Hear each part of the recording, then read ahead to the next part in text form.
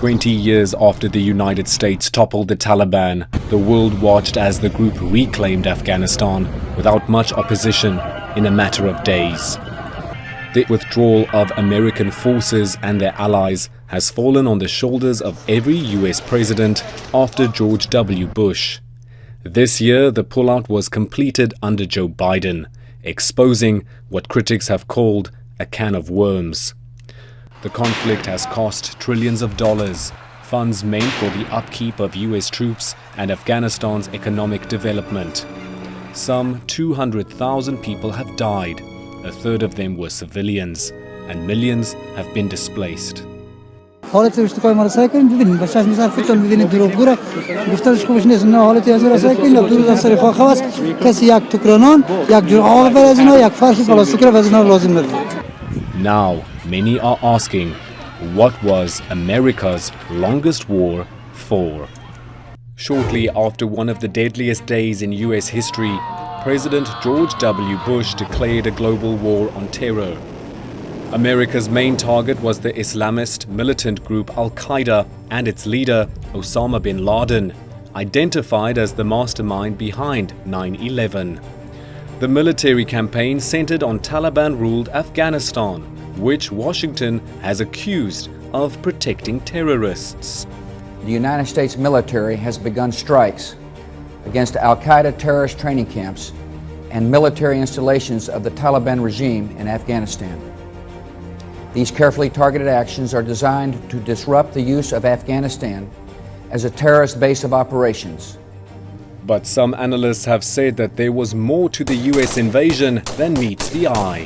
His first objective, again, was to try to leverage 9/11 into an attack on Iraq. But in terms of the broader geostrategic objectives, one was to put this massive U.S. military footprint in Central Asia because there were broader strategic interests at stake related to containing Russia and China. US firepower routed the Taliban government within a span of 2 months.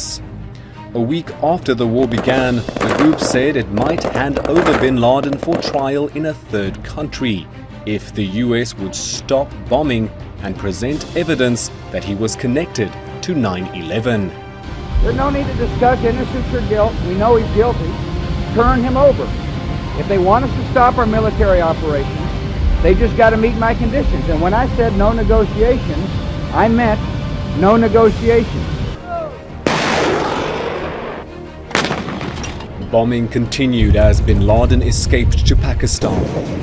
A year later, President Bush announced a reconstruction plan for the battle-torn country, redirecting military support to the war in Iraq. Press coverage of the US invasion of Afghanistan portrayed the conflict as difficult but necessary.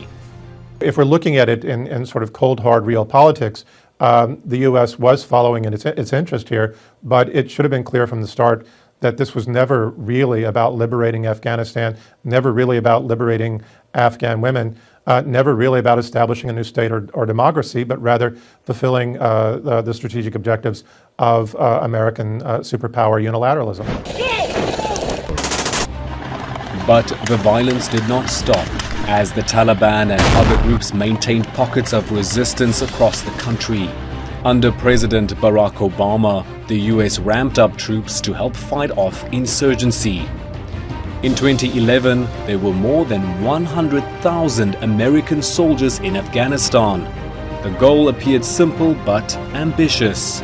The US would help train Afghan forces, stabilize the government, and leave by the end of the year. Early into the conflict in Vietnam, that the U.S. position was unwinnable. And I think we have that same sort of realization that's taking place during the Obama administration. So I think what we see over time is the Obama administration slowly drawing down forces so they can't be blamed historically, but also avoiding taking responsibility for the real problem at hand. On May 2nd, 2011, nearly a decade after the 9/11 attacks, President Obama announced what would be perceived as a foreign policy victory. That the United States has conducted an operation that killed Osama bin Laden, the leader of al-Qaeda, and a terrorist who's responsible for the murder of thousands of innocent men, women, and children. After nearly 10 years of service, struggle, and sacrifice, we know well the costs of war.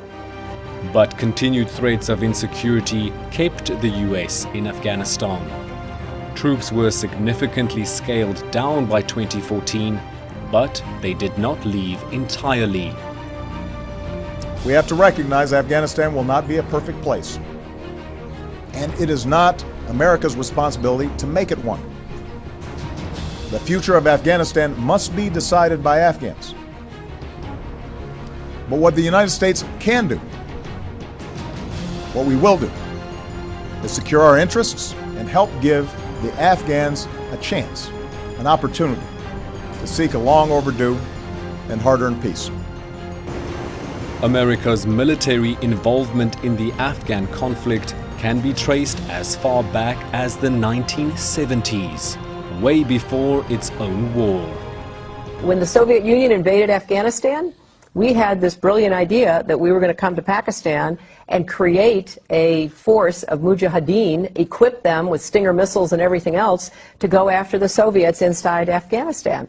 And we were successful. The Soviets left Afghanistan, and then we said, great, goodbye, leaving these trained people who were fanatical in Afghanistan and Pakistan, leaving them well armed, creating a mess, frankly, that at the time we didn't really recognize. We were just so happy to see the Soviet Union fall. Now you look back, the people we're fighting today, we were supporting in the fight against the Soviets.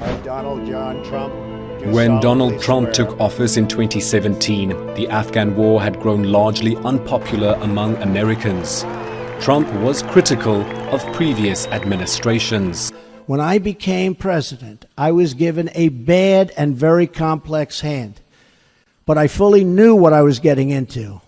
We must address the reality of the world as it exists right now, the threats we face, and the confronting of all of the problems of today, and extremely predictable consequences of a hasty withdrawal. For years, peace talks stalled amid infighting among Afghan factions. But in February 2019, the US announced the result of its own negotiations with the Taliban. The deal? All US troops and their allies out of Afghanistan, with the guarantee that the Taliban would keep terrorist groups out as well. As we speak, the United States is also working to end the war in Afghanistan, and we are bringing our troops home. America is fulfilling our destiny as peacemaker, but it is peace through strength. Some accused Trump of seeking a distraction from his government's handling of the COVID-19 pandemic. Trump had really, from the beginning, sold his political brand as repudiating the old Republicans. He really targeted Bush for lying about the war on terror, for having this misguided strategy into Afghanistan and Iraq. And clearly, by Trump's time in power, this was no longer really delivering strategic benefits, but just massive costs. As a result, he wants to advance this goal because it's become part of his talking points for re-election. When Joe Biden became president, however, he followed through on Trump's policy and in April announced a complete end to the Afghan military operation by September 11th, exactly 20 years after the 9/11 attacks. But what the Biden administration did not anticipate was the pace at which the Taliban regained control as the US made their exit. The speed of the Taliban's advance has been very surprising. The fact that the Taliban are advancing is not surprising, and I attribute that to President Biden's decision. He, I think, delivered a crippling morale blow to the Afghan army, and they no longer believed they had the resources they needed to win. Biden has defended his decision, saying nation building was not the United States' purpose in Afghanistan, contradicting those in the Bush era who said they would rebuild the country. You have to be honest. Our mission in Afghanistan is taking many missteps, made many missteps over the past 2 decades. I'm now the 4th American president to preside over war in Afghanistan. 2 Democrats and 2 Republicans. I will not pass this responsibility on to a 5th president. The last couple days I've been struggling with the emotion of it. Just there's a mix of anger, a mix of depression, about what's happening. The blame here isn't the fact that the catastrophe has occurred, because again, it might have happened regardless. Rather, that Biden has seemed so indifferent to the consequences and did so little to try to prevent it.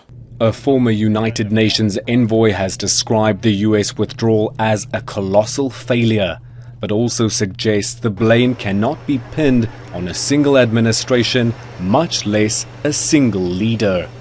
I think the proper way to describe this is that the Biden administration implemented the Trump surrender agreement that was signed in 2020. And, we can debate who's most culpable. I don't think that's a particularly productive thing. If we want to know where it went wrong, I would say maybe around the beginning of 2002.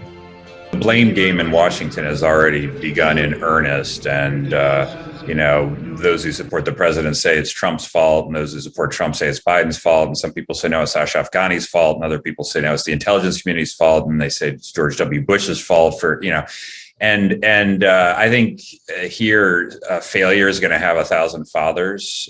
Meanwhile, analysts say America's unilateral decisions on Afghanistan are raising concerns among its allies, from hasty peace talks under Trump to a hasty pullout under Biden.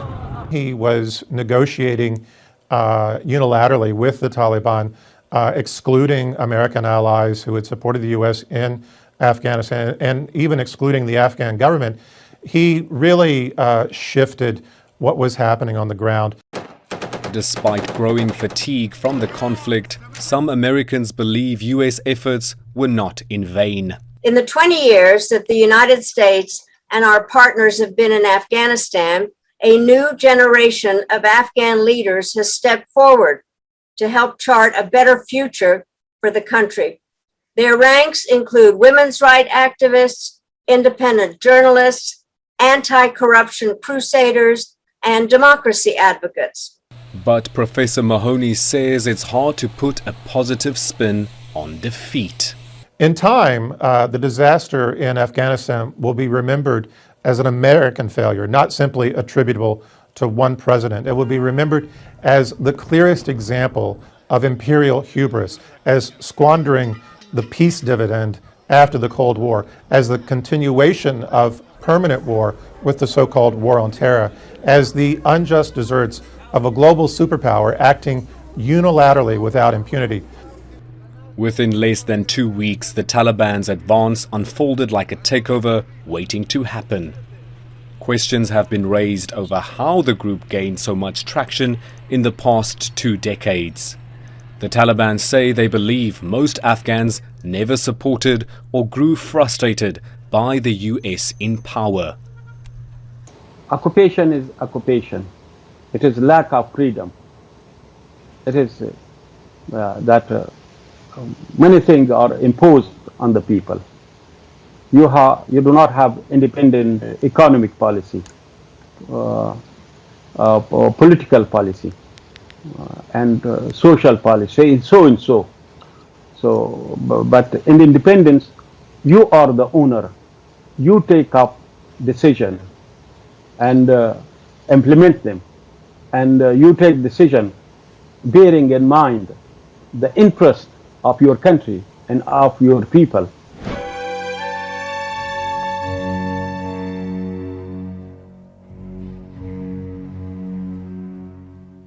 Over the centuries, Afghanistan's location at crossroads of Asia has made it a battlefield for competing empires, from the Persians to the Mongols.